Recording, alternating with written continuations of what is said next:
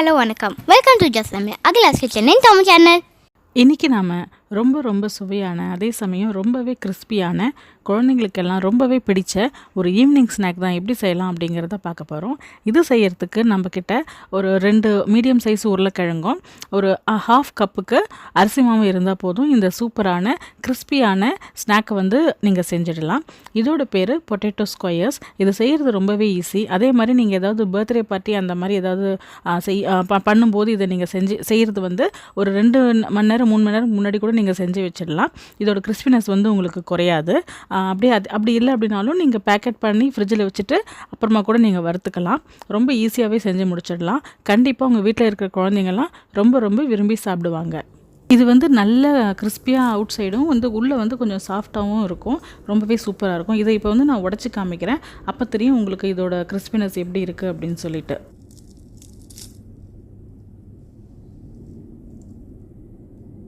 பார்த்தீங்களா எவ்வளோ கிறிஸ்பியாக இருக்குது. ஸோ இந்த கிறிஸ்பியான பொட்டேட்டோ ஸ்கொயர்ஸை தான் இப்போ நாம் எப்படி செய்யலாம் அப்படிங்கிறத பார்க்க போகிறோம்.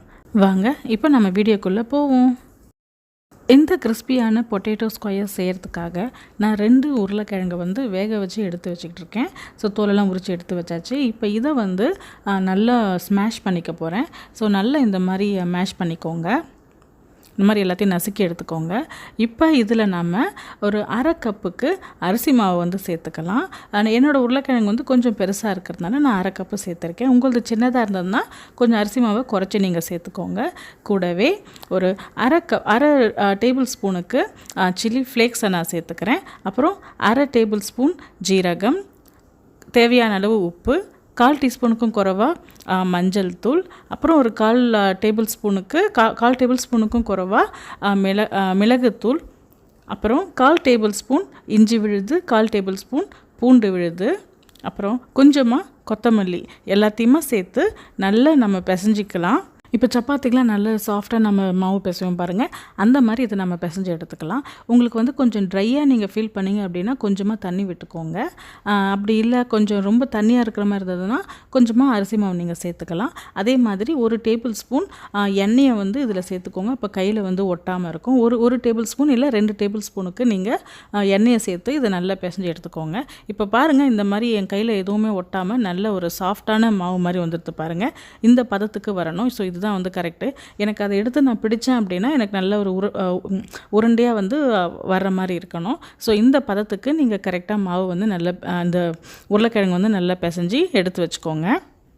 இப்போ நாம் கொஞ்சமாக மாவு எடுத்து சப்பாத்தி கட்டையில் வச்சு திரட்ட போகிறோம். ஸோ இப்போ அதுக்காக நான் கொஞ்சமாக மாவு எடுத்து இந்த மாதிரி சின்னதாக இந்த மாதிரி தட்டை மாதிரி நான் பண்ணிக்கிறேன். ஸோ இப்போ இதில் வந்து நீங்கள் அடியில் வந்து சப்பாத்தி கட்டையில் ஒட்டாமல் இருக்கிறதுக்கு சப்பாத்தி கட்டை மேலே நீங்கள் லைட்டாக வந்து எண்ணெய் கூட தடவிக்கலாம். அதே மாதிரி கட்டையிலையும் வந்து நான் எண்ணெய் தடவிக்கிறேன். அப்போ தான் வந்து உங்களுக்கு திரட்டும் போது ஒட்டாமல் வரும். ஸோ அதனால் இந்த மாதிரி பண்ணிக்கிறேன்.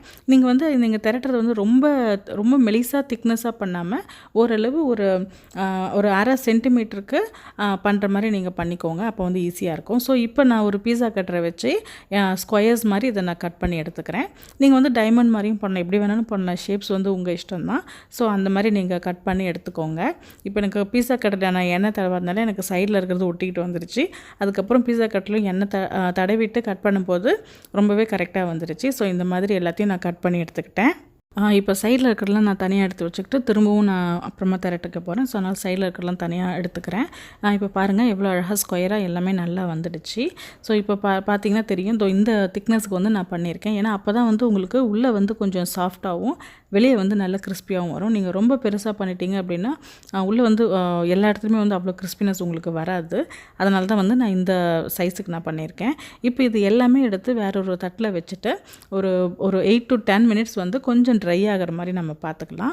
உங்களுக்கு வேணும் அப்படின்னா நீங்கள் வந்து இப்போவே வந்து நீங்கள் பிரெட் க்ரம்ஸ் இருந்தது அப்படின்னா பிரெட் க்ரம்ஸில் கூட அதாவது மைதா மாவு லிக்விட் மாதிரி பண்ணிவிட்டு அதில் தோச்சி பிரெட் க்ரம்ஸில் கூட நீங்கள் பண்ணிடலாம். நான் அந்த மாதிரிலாம் பண்ணாமல் நார்மலாக தான் இதை வறுக்க போகிறேன்.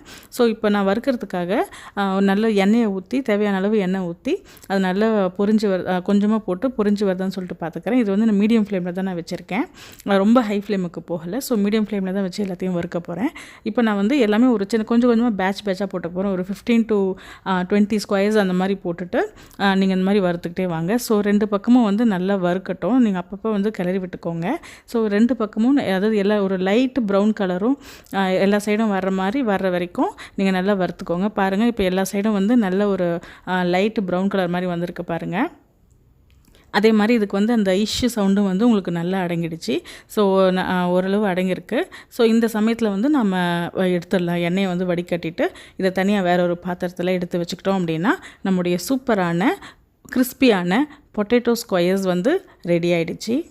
இதே மாதிரி நம்ம எல்லாத்தையும் வந்து எண்ணெயில் போட்டு வறுத்து எடுத்து வச்சுக்க போகிறோம். அவ்வளோதாங்க, நம்முடைய சூப்பரான பொட்டேட்டோ ஸ்கொயர்ஸ் வந்து ரெடி ஆகிடுச்சு. இதில் வந்து நான் வந்து ஏன் வந்து அரிசி மாவு மட்டும்தான் சேர்த்துருக்கேன், ஏன்னா எப்போதாலும் வந்து கார்ன்ஃப்ளவர் சேர்க்க வேண்டாம் அப்படிங்கிறதுனால அரிசி மாவு மட்டும் சேர்த்துருக்கேன். உங்களுக்கு வேணும் அப்படின்னா பாதி அரிசி மாவும் பாதி வந்து கார்ன்ஃப்ளவரும் நீங்கள் சேர்த்து பண்ணலாம். அது இன்னும் நல்ல கிறிஸ்பியாக வரும். கண்டிப்பாக குழந்தைங்க ரொம்பவே விரும்பி சாப்பிடுவாங்க. அதே மாதிரி இது வந்து நீங்கள் பார்ட்டிஸ் மாதிரி இருந்தது அப்படின்னா ஒரு 3 மணி நேரம் முன்னாடி செஞ்சு வச்சா கூட உங்களுக்கு வந்து அந்த கிறிஸ்பினஸ் குறையாமல் அப்படியே தான் இருக்கும். அப்படி இல்லைனாலும் நீங்கள் இதை செஞ்சு வச்சு ஃப்ரோசன் பேக்கில் அந்த பேக்கில் அந்த ஜிப்லாக் பேக்கில் போட்டுட்டு ஃப்ரீசரில் வச்சுட்டு அப்புறமா கூட நீங்கள் வறுத்து கொடுக்கலாம். அப்பப்போ கூட நீங்கள் வறுத்து கொடுத்துக்கலாம். அதே மாதிரி இதுக்கு தொட்டுக்கிறதுக்கு வந்து நீங்கள் டொமேட்டோ சாஸ் இல்லை சில்லி சாஸ் அப்படி இல்லைனா மயோனீஸ் மாதிரி நீங்கள் பண்ணி கொடுத்தீங்க அப்படின்னா தொட்டுக்கிட்டு சாப்பிட்றதுக்கு ரொம்பவே டேஸ்டியாக இருக்கும். நீங்களும் இந்த வீட்டில் செஞ்சு பாருங்கள். செஞ்சு பார்த்துட்டு உங்களுக்கு எப்படி வந்தது அப்படின்னு சொல்லிட்டு எனக்கு கமெண்ட் பண்ணுங்கள். இந்த வீடியோ உங்களுக்கு பிடிச்சிருந்ததுன்னா லைக் பண்ணுங்கள், ஷேர் பண்ணுங்கள் மற்றும் சப்ஸ்கிரைப் பண்ணுங்கள். அதே மாதிரி என்னுடைய வீடியோஸ் உங்களுக்கு நோட்டிஃபிகேஷனில் வரணும் அப்படின்னா பெல் ஐக்கானை கிளிக் பண்ணிக்கோங்க. மீண்டும் வேறொரு புதிய வீடியோவுடன் உங்களை நான் சந்திக்கிறேன். அதுவரை வீடியோ பார்த்ததுக்கு மிக்க நன்றி. ரசித்து சமைங்க, ருசித்து சாப்பிடுங்க.